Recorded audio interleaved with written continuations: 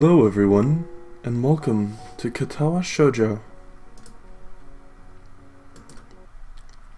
So, last time we were doing some family drama. I remember that much. What else? Can't really remember. I hold it up and read it again, double-checking the instructions. The plain black handwriting's fairly legible despite Lily's blindness. Clearly thanks to considerable effort and care. Hisao, we'll be holding a party at... Oh, wait, we're going to Hanako's birthday party. We'll be holding a party at my place. Please come at 6 o'clock to room 225 in the girls' dormitory. Sorry for notifying you this way, but I have class representative duties. Lily Satao. Not reassured, I continue walking down the hallway until I reach Lily's dormitory room. I hesitate for a second, but eventually give 3 sharp taps on the door. A brief and muffled exchange of words can be heard from the other side. Listening closer, I can just pick out Lily and Hanako's voices. As they finish, Lily calls out, "Might that be Hisao?" "Yep. I got the note you left for me." "You can come in. The door's unlocked." Glad that I managed to get to the right room. It's got the room number on it. It can't be that hard. I press down on the handle and let myself in. As the door swings open, my greeting to them is stolen from my mouth. Aw, this is a nice picture. Lily sits at a low table in the center of the room in her pajamas, while on the other side, Hanako sits in a nightgown. Being dressed in my normal school clothes, I feel quite out of place. I steal a quick glance at the lovely sight of the two, my eyes tearing themselves from Lily's long, thin, pale legs, only with a measure of reluctance. Hi. I think I brought everything that was needed. She smiles and nods. Oh god, I'm looking her up and down. Smiles and nods. I wonder if she's aware of the pleasant sight she makes. The thin, dark blue silk of her pajamas really suits her, accentuating both her eyes and her curves. The look of her last night, that tentative, almost shy demeanor, seems all but replaced by her coy nature. It's nice to see her confidence returned, though I can't help casting my mind back to how she looked back then. I look to Hanako, who nervously sits on opposite in her gown. It isn't a surprise that she wears something so conservative, though it definitely looks cute. Hi Hanako, happy birthday. Thank you. She's unusually skittish despite the fact that she's warmed up to me considerably. Over the few weeks we've come to know each other, this is pretty unusual situation, I guess. Feel free to take a seat, Hisao. I'll just pour you two some tea. Sure thing. Lily takes the steaming red teapot from the side of the table and gently pours its contents into our teacups as I take a seat beside them, setting my bag against the nearby wall. With my senses returned and hormones somewhat calmer, I realize that this is the first time I've ever been in Lily's room. In fact, the first time I've ever been in a girl's room. The first thing I notice is the ambient scent, just slightly different from that in mine. Probably faint perfume or nail polish. It could be anything of a girl's really. Another is the plain nature of the room. Visually beige walls, a smart yet unadorned cabinet, the lack of posters or wall hangings. It's distinctly utilitarian, something I should have anticipated given her blindness.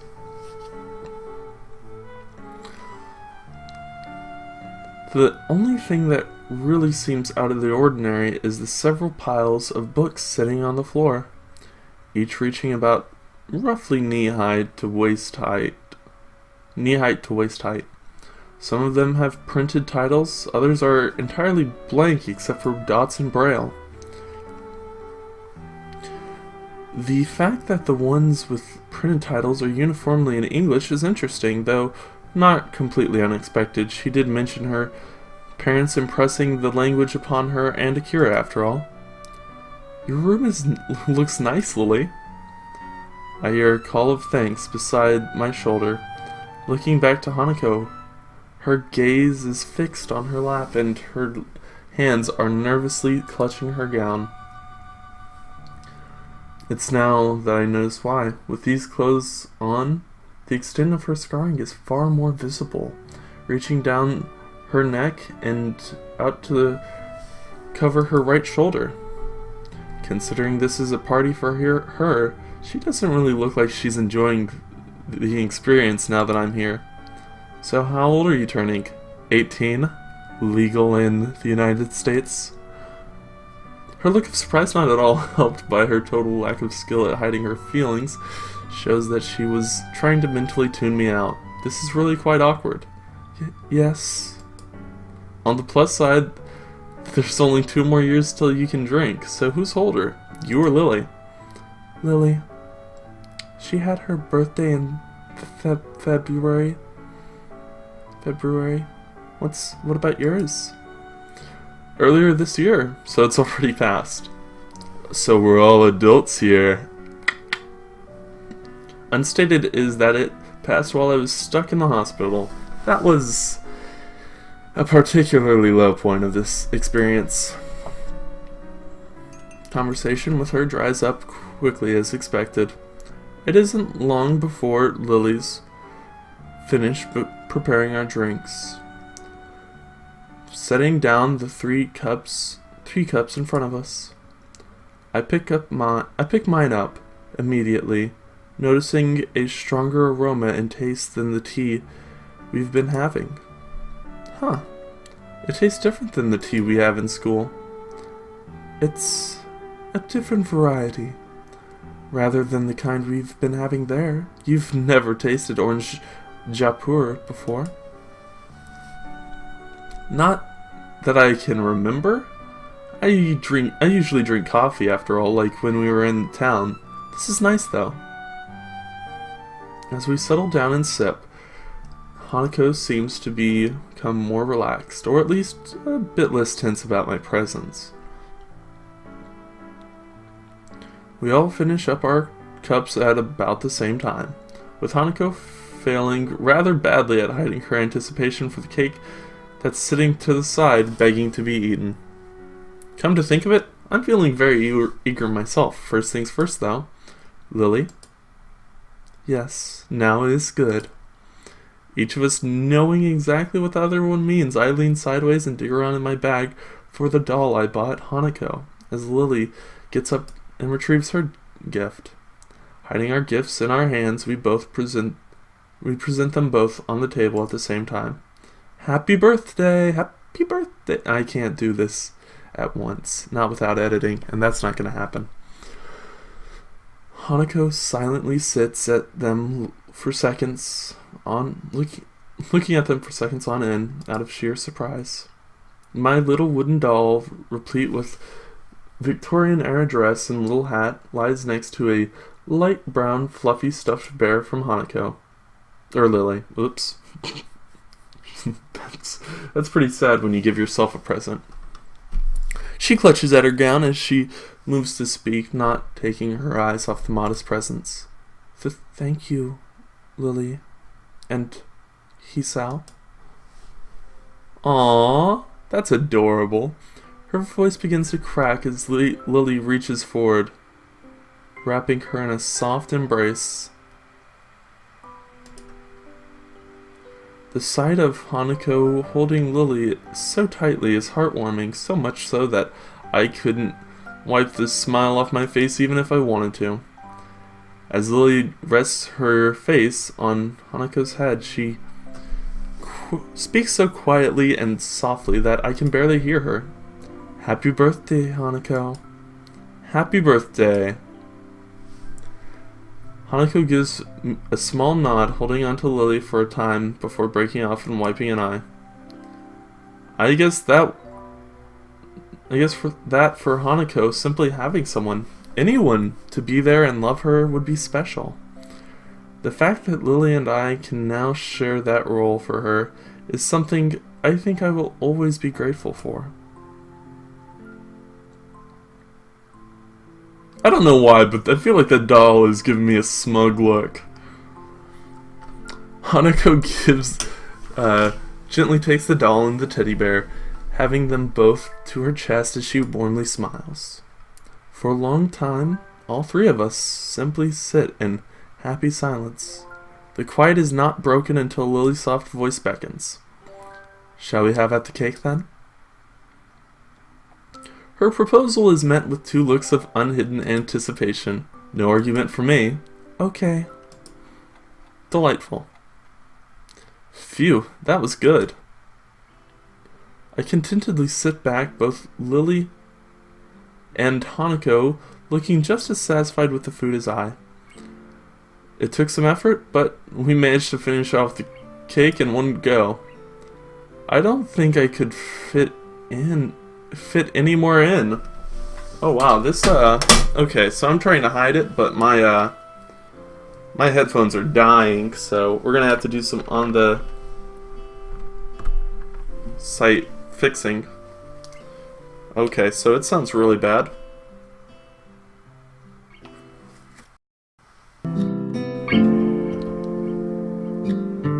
Hello. Alright, so my headphones were dying. I may be out without sound for the rest of this episode, but it's okay. I don't think I can fit any more in. I think next time I'll have to buy a smaller cake.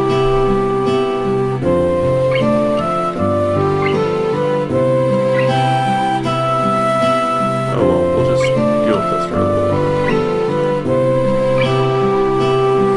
Hanako and I give a chuckle, but I can't help noticing that come this time next year, we'll have graduated from Yamato. That fact is somewhat depressing, since I finally feel as if my life is starting to get back into some kind of order. Idly looking around Lily's neat and orderly room, I'm about to catch my eyes again. This may be a little impetuous, but my curiosity gets the better of me. Besides, I don't think she'll mind me. Hey, Lily, do you mind if I take a look at one of your books? You're quite welcome to, Lisa. That said, if you can overcome 2 language barriers, I will be quite impressed. 2? Braille and, oh right, English.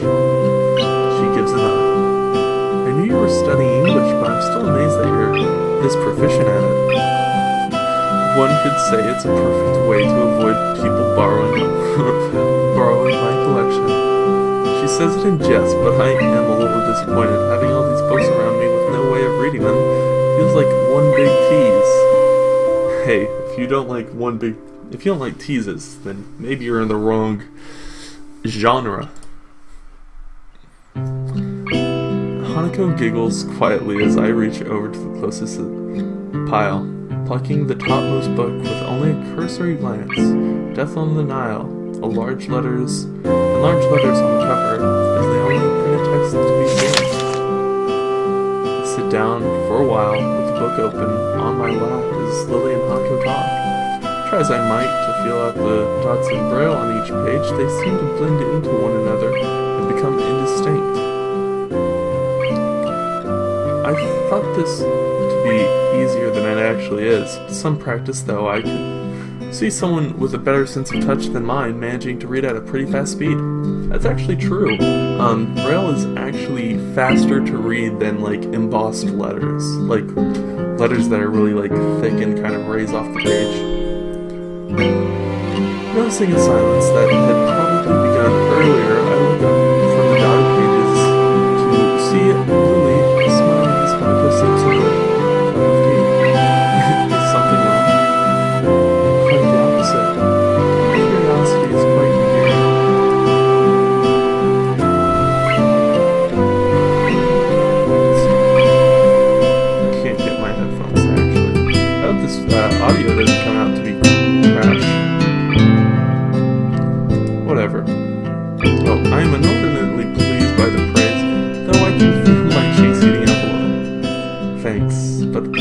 know how else I could act. To be honest, I wasn't altogether sure of how you saw us, since you were a new transfer student from another school. If you'd pitied us, I would have been quite offended. There's a certain edge to Lily's voice, one that I'd possibly place as pride. Glancing over to Hanka, she seems even more subdued than usual, looking towards Lily rather than me. I wouldn't worry about that. Considering the position I found myself in, I'm perhaps the last person who should be dispensing pity upon others. My parents' first interactions with me after my heart attack, I wouldn't want anyone to see that kind of face. I catch myself from going any further, but not soon enough. Both the girls seem to be put off, Lily especially. I'm sorry. I shouldn't have gone that far. An awkward silence silence for a few beats. Everybody drink your silence drinks. If you're a good boy, that's water. Thankfully ended as Lily's head perks up in a gesture I've come to easily recognize. Hear something? The door. Everyone looks towards it, trusting in Lily's senses. True enough, the door handle shudders and turns a flash of yellow and black, slipping through. Oh! Akira Sato is in the house. Happy birthday, Hanako. Akira takes a seat at the table. As she plops her tall bag beside her, she has her trademark boisterous air about her, making no small deal of her entrance. Hanako clutches her down to steady herself, but doesn't appear too shaken after she's settled down.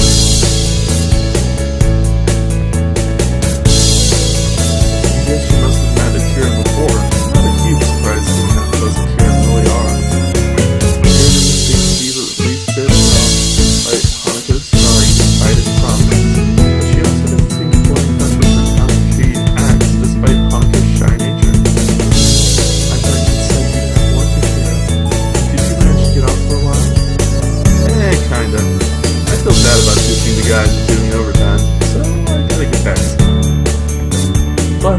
About not coming to your cute little Hanka's birthday party too, so for now I'm here. She grins widely at Hanako, who flowers into a full blush.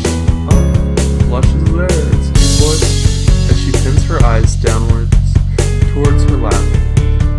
Her mouth seems to widen and retract over and over, as if she was trying to fully suppress a smile out of her. Strange how her reaction seems to be more immediate and forceful when she's embarrassed by the way she looks. She manages to give in return a tiny nod, failing to hide her appreciation of any great extent. Not that many people give her position positive attention. It makes me suspect how well cared she is. Making her so happy compared to what little I can do. Now then, before I go, I can do that. Beside her, grandly displays its contents. Out come two large glass bottles with long French names on the labels. Hanako's expression is not a mix of surprise and curiosity, and I suspect mine's no different. Lily, not seeing the proceedings, is oblivious to what's going on. Akira, this isn't... What is it? Wine. One red, one white. Akira? Relax. It's not like she's an ace against school here. Lily has a point. It's not exactly allowed on campus. Or anywhere, really. It's still short of drinking age, remember? Rich words for someone practically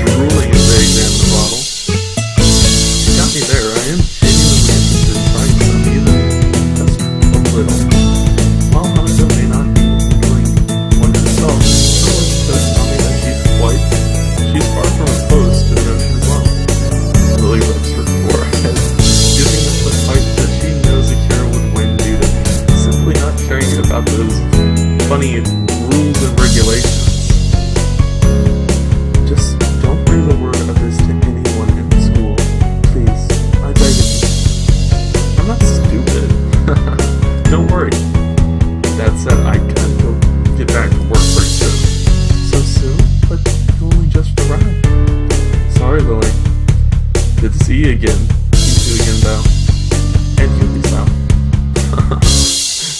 Akira noticed me special. See you later, then.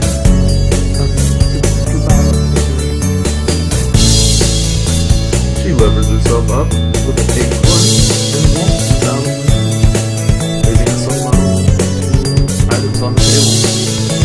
Interesting.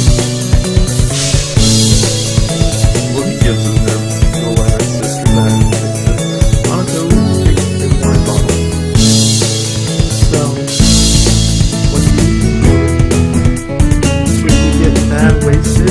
Should we get crunked on some crystal? Do we think that we should just like pop open this bottle of bubbly and see where it takes us? You know, just the three of us, just you know, two girls and a boy.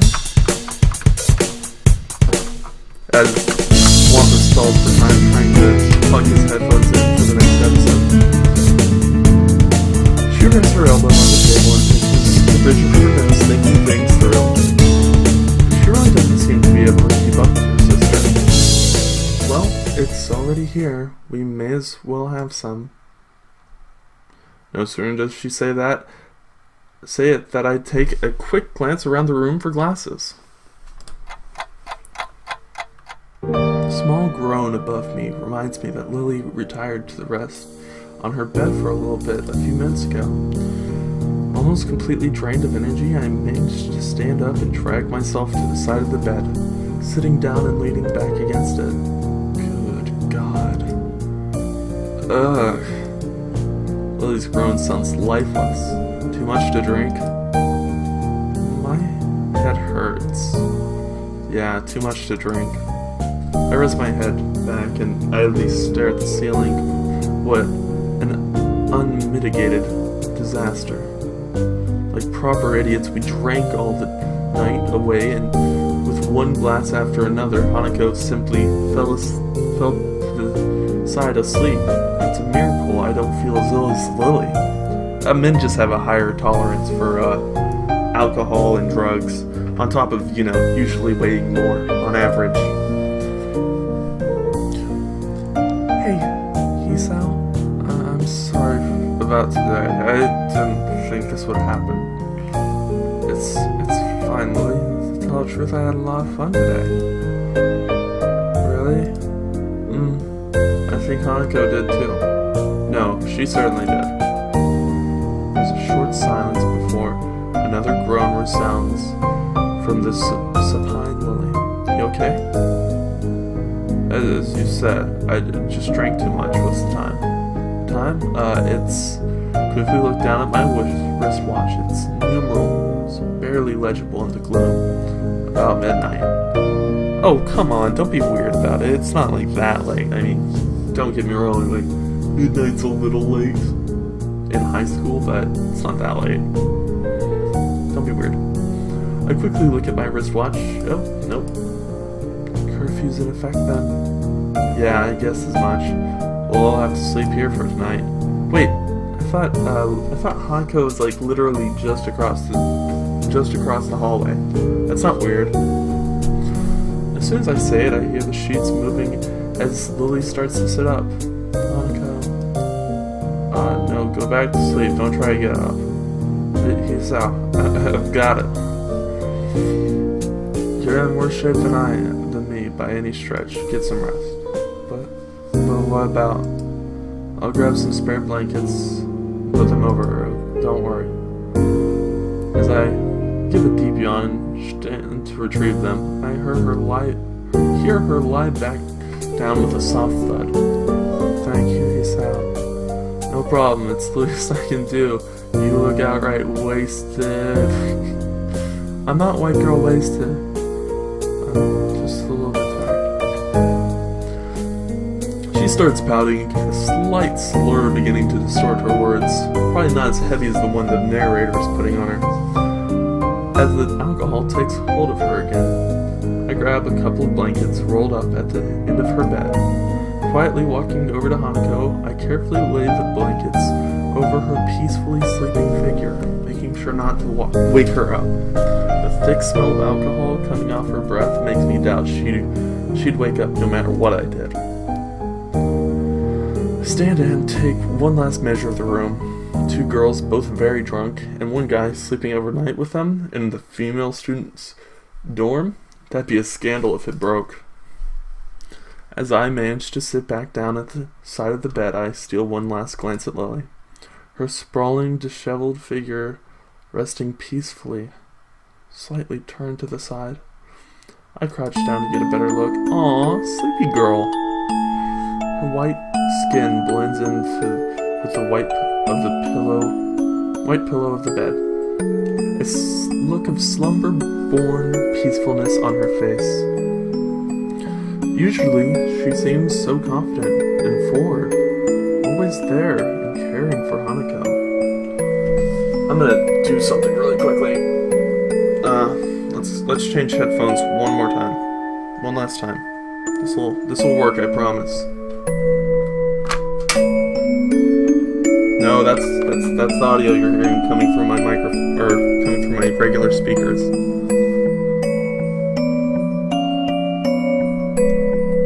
Dang it. Why no work? Why are you closed? There we go, now I can kind of hear it. Usually she seems so confident and forward, always there and caring for Hanako. Now though, she seems painfully delicate. I think back to Hanako's presence. I thought it'd be a nice occasion for her, but I'd hardly expect it to be so moving. One birthday after another, year after year. Just she and Lily all alone. I guess it wasn't just the presents she liked. Resigning myself to an uncomfortable sleep, I sit down at the side of the bed once again and rest my tired arms beside me. Hey, Hisao? Lily's voice is so quiet I can barely hear it. She must be on the verge of sleep. Yeah? Thank you. Thank you? For what? For being here. That's okay. As I hear a deep breath, it's obvious Lily is gone to sleep. After closing my eyes, it doesn't take long for slumber to take me as well.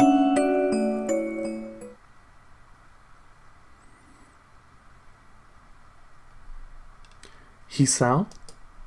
Hisao, are you? The soft, barely audible voice lingering in my ears slowly wakes me up. I wish I could be awoken like this more often. With a mumble, I slowly open my... Whoa! Ah! Taken by surprise at the face hovering curiously mere millimeters from mine, I make our heads collide with a harsh thud. The impact of our foreheads causing us both to fall backwards and yelp in pain. Lily sounding more like a squeak toy than a person. Ow, ow, ow! I slowly rub my forehead with one hand, supporting myself with the other. Lily lies a few feet ahead, doing just the same, her face obviously pained. Ah, sorry, her face was kinda close and I acted on reflex. My head. It seems like she's not actually okay. Come to think of it, I doubt that the impact alone is what's causing her head so much pain. Hangover? You drank a fair bit last night. She silently nods in confirmation as I lever myself up. They've been using the word lever a lot too. I offer a hand and help her back onto her feet. Glancing behind her, I find that Hanako is still fast asleep. It's not fair. I only drank as much as you did. That's very different from what I remember, and girls have a lower tolerance than men. Oh, see? That doesn't help. Fine, I'll get you a glass of water. Just be careful not to trip over Hanako. I rub the sleep out of my eyes, or at least some of it. As I walk to the counter, committing to someone with a hangover isn't the way I like to spend the morning. Well, you've obviously never gone to college, Hisao. It only takes a few seconds for the glass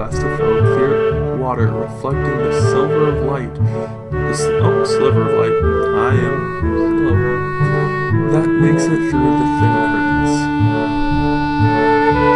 It looks like Lily's taking a seat on the side of the bed. I walk over to her while taking care to step out over the peacefully sleeping Hanako and place the glass into her outstretched hands. Thank you. No problem. I take a seat next to her, the soft bed having a surprising amount of give. She drinks slowly and methodically. A long silence passes with only Hanako's soft breathing to be heard. With some measure of guilt, I look at Lily's face and attempt to read her expression. Her brow is furrowed, and she looks to be lost in thought. For a moment I hesitate, but eventually place a hand on her shoulder in an attempt to reassure her. I didn't expect her to flinch noticeably at that, though. Sorry, I didn't mean to. Lily quickly shakes her head in a manner somewhat more violent than usual for her. She takes a long breath to steady herself before letting her head sink. I must look terrible right now. I moved to protest, but quickly realized that it would be futile to do so. That said, I want her to open up more. If you want to talk about anything, I'm here. Lily gives a self-deprecating snort as if to mock her own emotions. There's just a lot happening right now. I'm sorry for being so strange recently. Especially back when we were in town. Even now I'm a bit confused about everything. Believe me, I know how that feels. She smiles wistfully, resting a cheek on the backs of her fingers. We're a couple of broken young fools, aren't we? Come on, don't say that. Come graduation, we'll be back out into the real world. The real world. Sometimes I surprise myself with the way I think about things. I guess the strange divorced feeling of Yamaku and the surrounding town compared to the outside world still hasn't become natural. Maybe it never will. It's strange, hindsight, being isolated from society like this doesn't feel as bad as it should. A wry grin on her face, Lily seems to share the same sense of amusement at the idea. Eventually, though, her smile drops. I'll be going back to Scotland for a week or two soon. Is that why we had to reschedule Hanako's birthday party? She gives an affirmative nod. You'll be able to see your family again, at least. You're not looking forward to it? I haven't met my family in 6 years. I don't even know how to act around them anymore. Wait, what? My mouth hangs open as I process what she said. If she's 18, that means that she'd be only 12 when they left. I may have seen very little of my parents, with them both working long hours, but I feel utterly useless as I struggle to find some way to respond. But why? Why did they leave? Or why are they inviting Akira and I? Or why did they leave? Why are they inviting Akira and I? Both, I suppose. My father's has its headquarters in Scotland. The executive position became available for him. In the end, he had to move permanently. My mother followed him, but Akira and I stayed in Japan for the sake of both Akira's job within the Japanese branch of my father's company and my education. As for the latter, one of my aunts is gravely sick. I'm sorry. Don't be. I feel strange, really, for being someone there for her. You've barely met her before. Those are the worst. I can't even remember the sound of her voice. Equally strange is the total lack of antipathy she feels towards her family for doing such a thing. I can't help but feeling slightly humbled. That said, her wistful exterior is just hiding her emotions. Seeing her like this is depressing. Knowing what to do, I lift myself off the bed. Lily notices the bed's movements, her head parking up and her hand reaching sideways to feel where I was. Hisao? I walk over to my bag, still leaning against the wall, unbuckling the front flap and retrieving the opaque bag from within. I take the small plain box in my hands. Hold out your hands, Lily. She looks surprised for a moment, but eventually acquiesces. Acquiesce yourself. I'm amused by her look of curiosity when I place the music box in her open palms. Her typically delicate way of handling it making it seem as if it were more fragile enough to break if breathed on. She wordlessly brings it in front of her face, her slender fingers feeling out its contours and patterns. Eventually, her fingers find the recessed line between the lid and the body of the box. Her thumb effortlessly pops open the lid. I take a seat on the bed next to her, watching her face silently and intently. She sits completely motionless as she listens to the diminutive, tinny melody, her mouth just slightly open.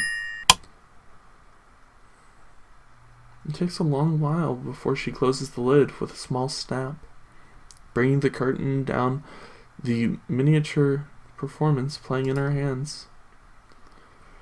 The smile on her face, gentle and wistful, that I made the right decision. I think of it as a going away present for your trip to Scotland. I will. A restless shuffling can be heard from the floor in front of us, the sound having woken Hanako. She climbs out of the blankets I put over her, looking befuddled and wiping the sleep from her eyes. I see you're finally up. What? Hanako looks around the room with her eyes half open, her mind far from being as awake as her body. Her dazed state makes me and Lily chuckle. As Lily gets off the bed and tends to Hanako, I take one last look around the room. I guess I'd better get going then. There'll be questions if I'm seen leaving the girls' dormitories in the morning. Goodbye, Hisao. Oh, goodbye. I stand and walk to the door, picking up my somewhat lighter bag along the way. After I leave the room and enter the hallway, though I hear Lily's footsteps behind me. What's wrong? Without a word, she strides up to me. I freeze as I feel her hand slide onto my cheek, seemingly every nerve taking in the feeling of her fingers and palm upon it. Immediately after, her face slowly moves next to mine, a light momentary touch of her lips brushing against my other cheek. For a moment, everything seems to stand still. I absent-mindedly bring my fingers to my cheek, as if to try and recapture that fleeting feeling. That's my thank you, Hisao. That's my thank you, Hisao. Thank you for your present. Have a nice day in school. He disappears. The muffled faces of she and Hanako much as they were yesterday night. I think I'd be hard pressed not to have a nice day after that. I could take on an army of Kenjis. I walked away with a certain spring to my step. I think there were some people around that noticed me emerging from the girls' dormitory building, but I find it difficult to tell.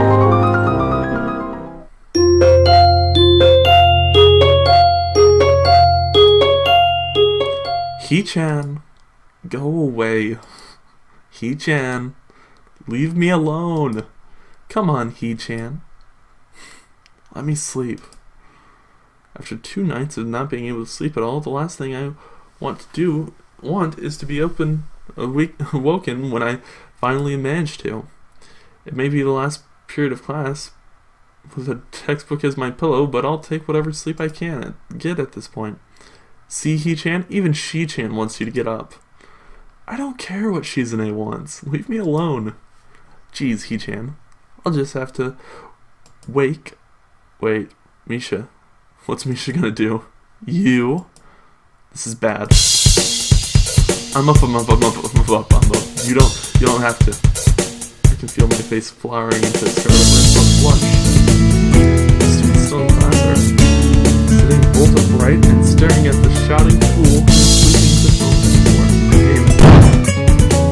My head smacked back down on the table with noticeable thud. You just trademark uncontrolled laughter reverberates through a classroom. As I turn my mournful eyes to the spectacle Shizune beside her, she carefully adjusts her glasses, desperately trying to staring my eyes, barely see, I can see the badly hidden grin spread across her face. It's Shizune. Shizune looks away quickly as she crosses her arms tightly, barely on the edge of her control. Misha's laughter doubles in volume as she glances at Shizune. All I can do is drag my hand down my face in resignation. You too. Who was the one who slept in class, He-chan? Yeah, it was me. Poor She-chan. Was having a fit trying to wake you up. Weren't you? I moved my eyes back to the standoffish Shizune, who with a single huff of confirmation turns to looking away with her arms crossed. Why was Shizune trying to wake me up? She-chan wanted to give me the handouts, the substitute teacher gave out while She-chan was sleeping. Handout? I suddenly find she's safe with less than my face. All of the hands holding them, I still probably figure looking down here. No, I really am in the wrong here. Sorry about that. No doubt. Her irritated face still holds. I clasp my hands together and flick my head downwards in an apology. Very, very sorry. She huffs and simply drops the papers on the desk. Damn. I look over my hands to see Shizune and Misha signing frantically at each other. A look of frustration on Shizune's face. It looks to be less of a dialogue and more of a tirade punctuated with sidelong glances at me. To say it's unsettling is an understatement. The two suddenly stop signing and look at me in unison, both having exactly the same look of disapproval. In one fluid motion, Misha's hand suddenly extends high above me and comes bouncing down. Before I can even hope to react, my head is sent bouncing up and down like a jack-in-the-box. Simply bring my hands to my head, more out of reflex than actual pain. Ow, what was that for? Smacked in the damn head. I open my eyes to see the two grinning at each other, exchanging enthusiastic hands up. She-chan says, "She forgives you now, She-chan. She forgives me a little less next time." Blank face, Misha and Shizune. One, he's now She-chan also says that you should check your student mail more often. She produces a bright yellow envelope and hands it over to me senior in grade. Strange, you could have written me a letter. Not the time, and most definitely not the place to find out though. Giving up on the nap so cruelly stolen from me, I rub my forehead and slowly get up, getting the sheets and envelope in my bag before swinging it over my shoulder. I take a step back and move to depart with a small bow, while Misha clutches her sides laughing. Shizune nods back in a curt farewell. join flow of students exiting the open door and turn a corner into the hall, only to end up face to face with Hanko. Whoa, hey Hanko.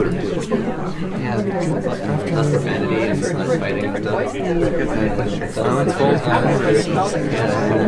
Busily chatting students passes by. She's fidgeting constantly, her eyes into her footwear. I take the bridge of my nose and my fingers while I blink my eyes heavily in an attempt to make everything seem clear. Barely staying awake as it is. Hanko, you want to say something? Hey, what is it? What is it? A girl? Do you want to do this? He holds out a small rectangular piece of paper. I blink again to make out the text, though I barely open eyes, slowly starting to pick out what's written. 2 eggs, 1 breakfast, 1 whole grain studio, 1 time. 5 shopping list. I look upwards and raise an eyebrow. People's eyebrow.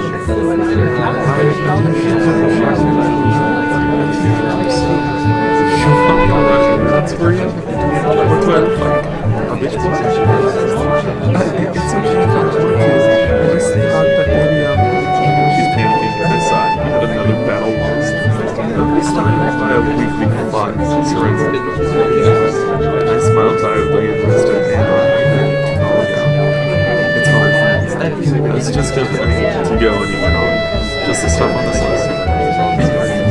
She nods, then bows deeply, twice as if to make her gratitude perfectly clear. Welcome to meet outside the school gates at 6. Thank you.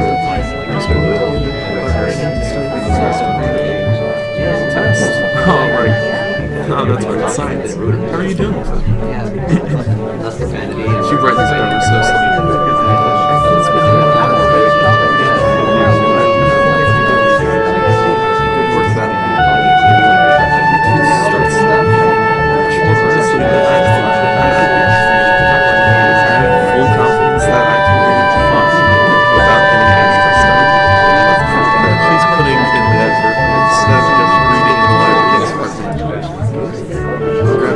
And take it to your dorm in the evening to see it. It's a small way if we part ways. I'll go to your homework before meeting Lily. I should be able to take care of it in time. Wrangling with a particularly complicated math problem has caused me to be a little late for my meeting with her. Only a couple of minutes. But enough to make me step smartly out into the courtyard and to the school gate. I make a right turn and start my way towards the small town below, leaving a few students turning the other way to the bus station. I slip my right hand into my pocket as I walk in the orange sunlight of dusk. Thankfully, the sweltering summer's heat is starting to die down, making for a breeze. Alright. Well, guys, we're going to start our shopping trip later. Until then, stay safe, have fun, try not to drink too much your first time, and remember, guys, one of those things is more important than the others. Bye!